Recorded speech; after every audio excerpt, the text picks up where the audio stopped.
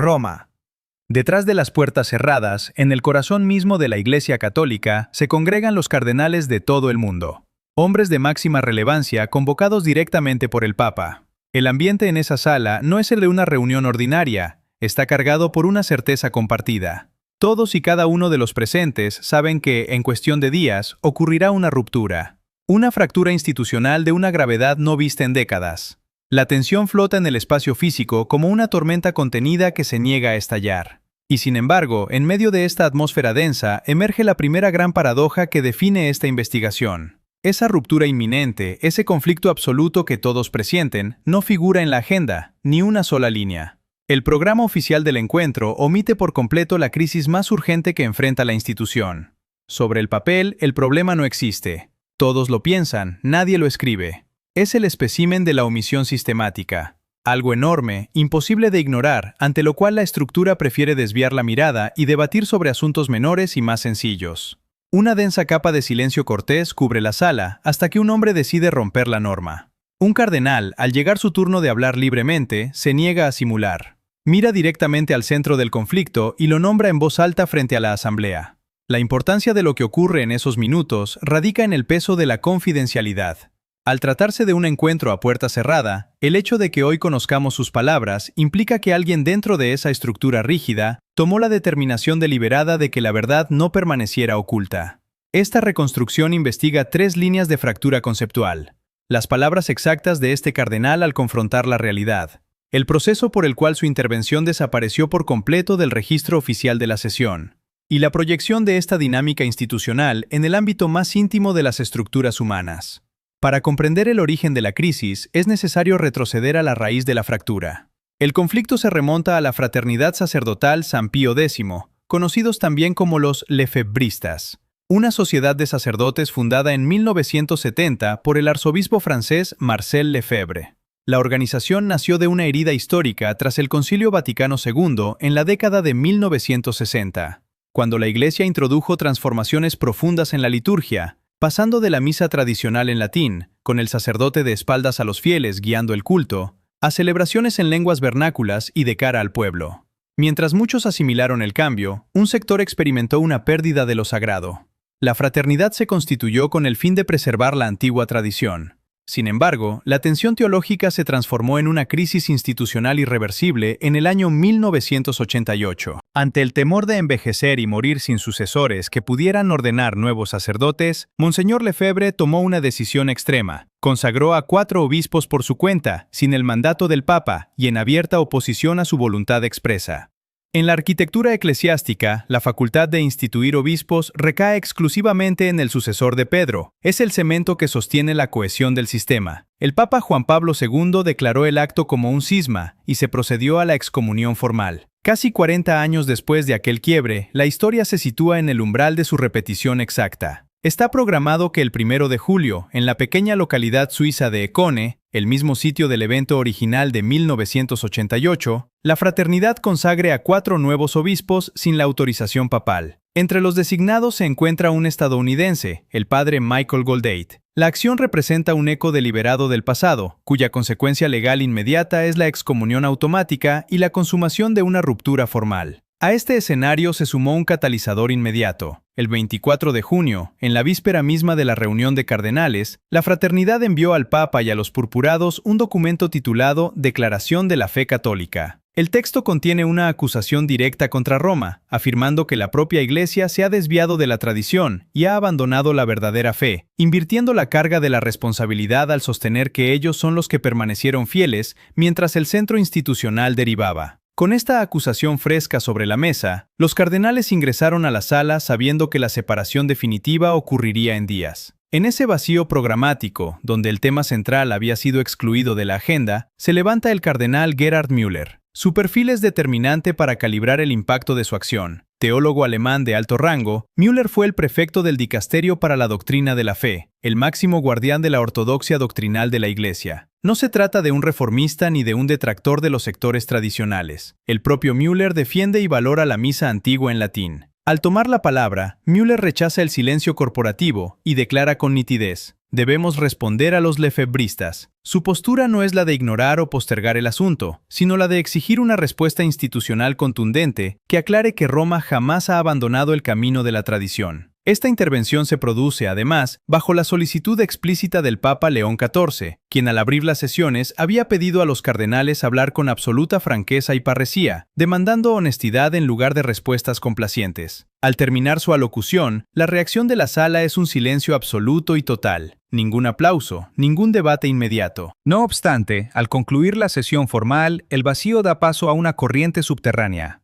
Cardenales de diversas tendencias ideológicas manifiestan en privado su respaldo y su alivio ante el hecho de que alguien haya nombrado la crisis que todos callaban. El conflicto ha quedado expuesto, pero es en este punto exacto donde la narrativa institucional da un giro drástico y desconcertante. Cuando la oficina de prensa de la Santa Sede publica el resumen oficial del encuentro, el documento que detalla las deliberaciones ante el mundo exterior, las palabras del cardenal Müller no aparecen por ninguna parte. La intervención más relevante del día ha sido omitida por completo del registro escrito. La opinión pública y el periodismo internacional, encabezado por revelaciones del diario italiano Il Giornale a través del periodista Nico Spuntoni y confirmado posteriormente por otros medios especializados, exponen la existencia del discurso borrado. El acta oficial calla, pero la filtración de la sala rompe el diseño del secreto. Alguien dentro del cónclave determinó que esa verdad no debía quedar confinada detrás de los muros. Se abre aquí la fractura definitiva entre la versión registrada por la estructura y los hechos reales de una sesión confidencial que pretendía mantener bajo control la crisis del 1 de julio.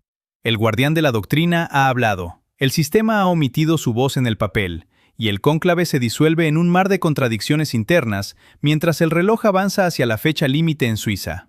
¿Fue la exclusión de sus palabras un error administrativo o una decisión deliberada de la jerarquía para silenciar la magnitud del cisma ante una iglesia al borde de la fractura? El borrado de un discurso en las actas oficiales de una institución no elimina la realidad de su pronunciamiento. Simplemente deja al descubierto la profunda brecha entre la fachada administrativa y la verdad de los hechos.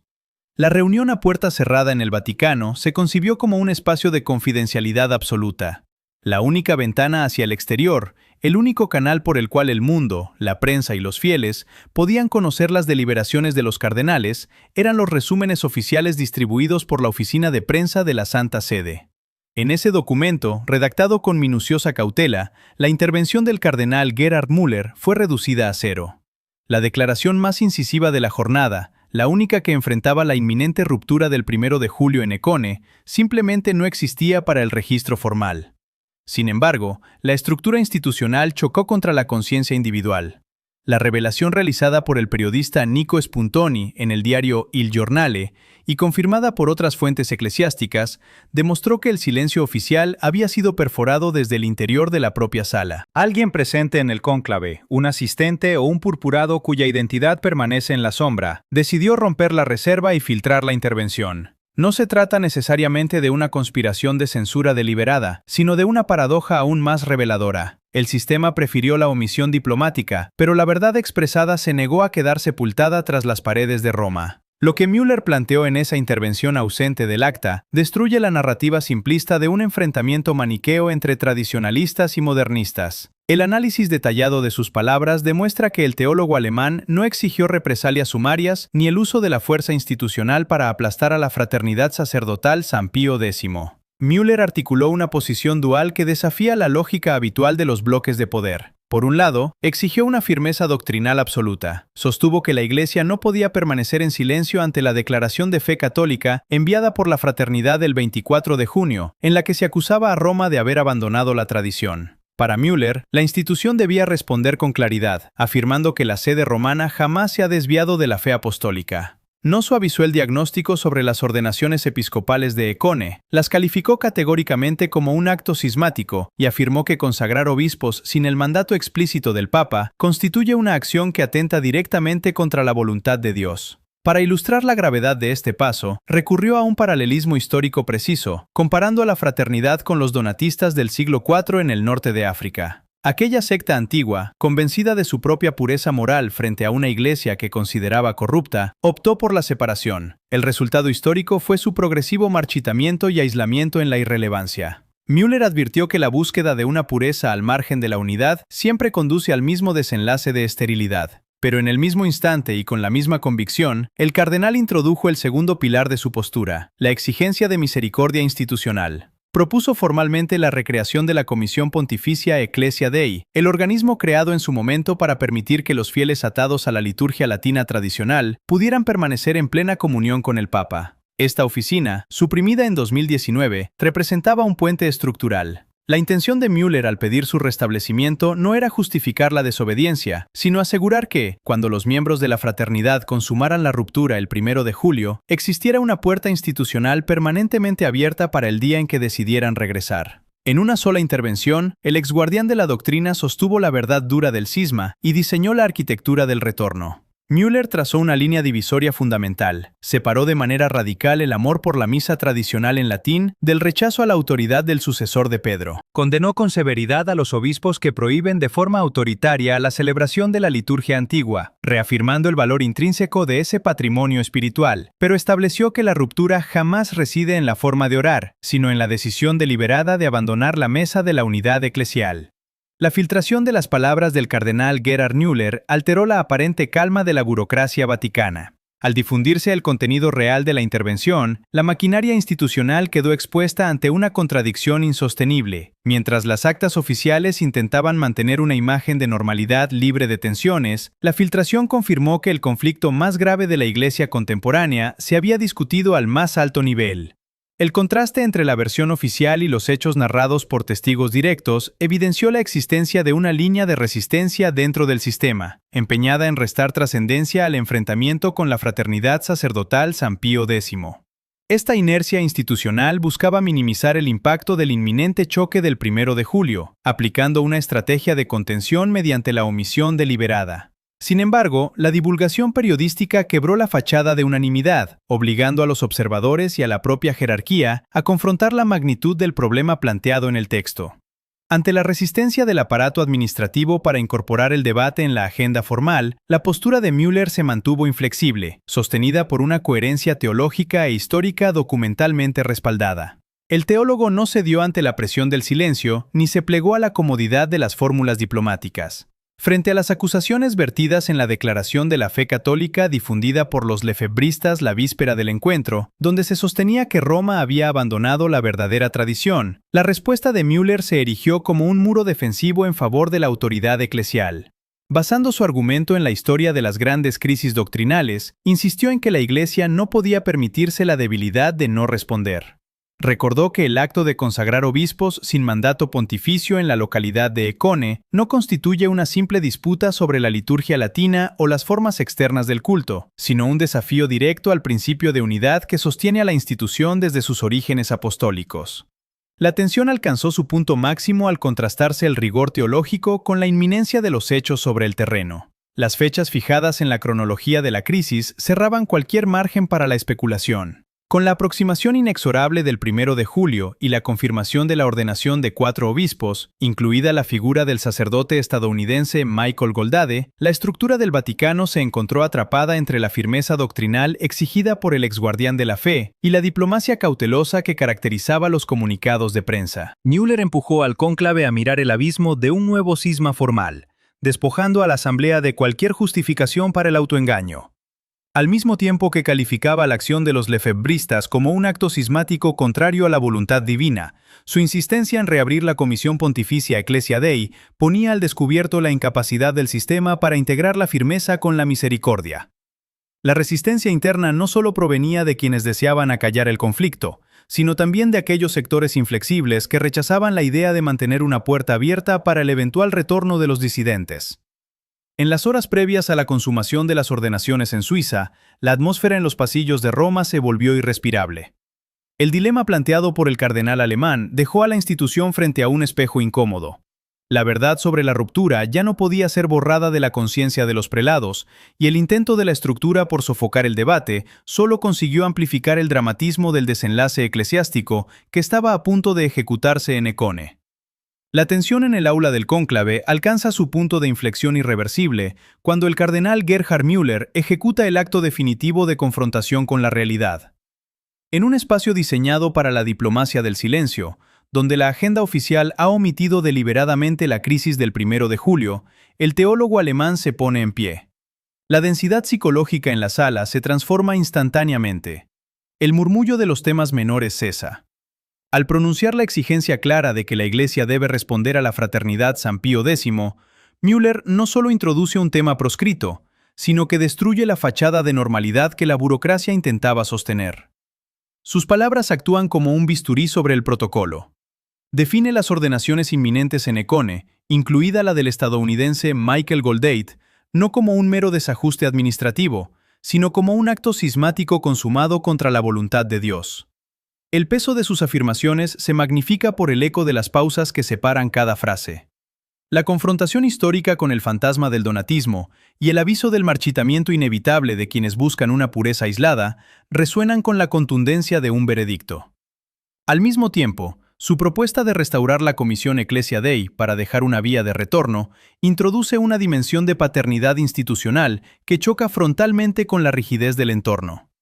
La reacción inmediata de la Asamblea de Cardenales ante este manifiesto de claridad es un silencio absoluto. Un vacío sepulcral sustituye al debate. Esta ausencia de sonido no es neutral. Es el reflejo de una estructura sorprendida en su propia contradicción, incapaz de asimilar en público la coexistencia de la firmeza doctrinal y la misericordia práctica en una misma intervención. El discurso de Müller arranca de golpe las máscaras del formalismo corporativo, desnudando la disfunción central de un sistema que prefiere ocultar sus heridas antes que sanarlas. Sin embargo, el verdadero giro irreversible ocurre fuera del aula, cuando el aparato intenta sepultar la intervención eliminándola del resumen de la oficina de prensa. Es en ese instante de máxima resistencia institucional donde la verdad demuestra su dinamismo propio. La filtración a través de la prensa rompe definitivamente las reglas del juego. El hecho de que un testigo interno decidiera violar la estricta confidencialidad para entregar las palabras exactas de Müller a los periodistas demuestra que la conciencia individual prevaleció sobre el mandato del secreto. Este evento público expone el defecto fundamental de la estructura, la imposibilidad de contener mediante actas oficiales una realidad teológica y humana latente. La desaparición del texto en los canales gubernamentales no hace sino certificar su veracidad y amplificar su impacto en el exterior. Al rehusar someterse al diseño del olvido programado, la revelación del discurso devuelve el valor a la palabra dicha con honestidad, confirmando que un hecho no deja de existir porque el registro oficial decida omitirlo. La proclamación de Müller, rescatada del silencio por una determinación interna, sitúa a toda la jerarquía y a los observadores ante la inminencia del 1 de julio sin posibilidad de evasión, transformando la deliberación secreta en un manifiesto público que redefine las condiciones del conflicto y obliga a la institución a mirar de frente la fractura que pretendía ignorar. Las repercusiones de lo ocurrido en el cónclave y la inminencia del 1 de julio en Econe extienden su resonancia mucho más allá de los muros vaticanos, transformando la comprensión de la fidelidad y el disenso dentro de la estructura eclesiástica. La desaparición de las palabras del cardenal Müller en el resumen oficial no evitó que su postura generara una corriente de opinión interna.